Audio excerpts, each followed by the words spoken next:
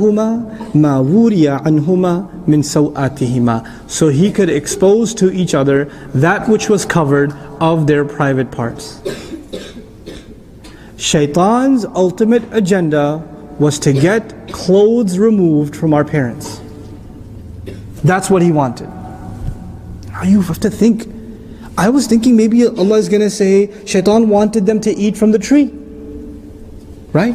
Because Allah says don't go near this tree. Shaitan wanted them to eat from the tree. Allah says no, that's not his real agenda. Somehow Shaitan had knowledge. This is min al-ghayb for us. But Shaitan knew that one of the consequences of disobeying Allah is humiliation. And the humiliation in Jannah will be, the first humiliation is the gift of Jannah. One of the first gifts of Jannah is clothes of Jannah. And if you get disqualified from Jannah, what are you no longer qualified for? The clothes of Jannah. If you disobey Allah, the clothes will be removed, and your ugliness will be exposed, and your shame will be exposed, and that will be the ultimate humiliation for the human being. What better revenge than to make human beings humiliate themselves by disobeying Allah? And his ultimate goal is for the clothes to be removed. The story of Adam alayhi salam teaches us that Shaitan's ultimate agenda is to humiliate us by having humanity remove its clothes.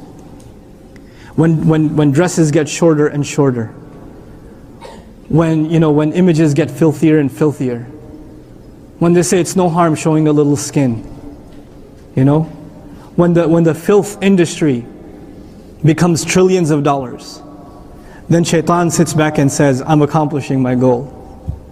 I got to do with the children of Adam what I always wanted, for them to remove their clothes, to not make a big deal out of clothes. You have to understand, the clothing that Adam and Hawa salamun alayhima were wearing were clothes of Jannah. So the first clothes are actually a gift from Allah. Allah did not create us with clothes. Allah did not create us with clothes. Allah says, Inni khaliqun basharan. You know what bashar comes from? Bashar comes from bishr. Bishr means skin. Allah created a creature which was just skin. But then Allah clothed that creature. He gave him a gift of his own, that human beings were not created with. So clothing itself was a divine gift.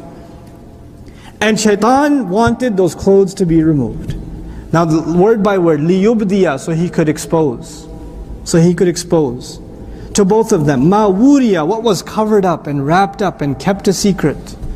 Anhuma min sawatihima. The word sawat just baffles me, because Allah could have said min jismayhima, min a'da'ihima, from their body parts. He could have said from their bodies, min badanayhima. He says min sawatihima. Sawa is actually used in Arabic for something ugly, something evil. Something ugly and something evil. Human beings being exposed without clothes in public is something ugly and something evil inherently. It is something indecent inherently. Sawa is also used for a corpse. In the same surah, sawata akhihi, when Habil and Qabil's story happens, the story of Habil and Qabil? Qabil killed his brother Habil, and he doesn't know how to bury the corpse of his brother. Kayfa yuwari sawata akhihi. Same word again. The corpse of his brother. And a corpse is not something you want to look at. It's something inherently ugly. In the fitrah of the human being, in the nature of the human being, it is not tempting to look at nudity. In our nature. But when our nature gets corrupt, Allah created us with a beautiful nature. But when that nature gets corrupt, then you want to look at nudity. And if you have that temptation overwhelming you, that means something has been corrupted in your nature. Something has been removed.